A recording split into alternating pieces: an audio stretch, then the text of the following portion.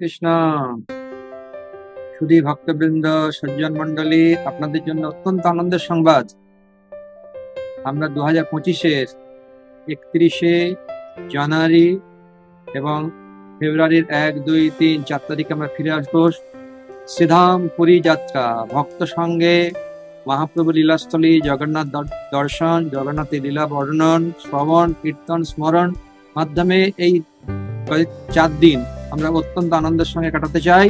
তাই আপনাদের সকলকে আমরা সাদর আহ্বান করছি, আমন্ত্রণ জানাচ্ছি। যথাশীঘ্র সম্ভব আপনারা আপনাদের নাম নথিভুক্ত করুন এবং আপনাদের যাত্রাকে আপনাদের নিজ আসনে সুরক্ষিত রাখুন।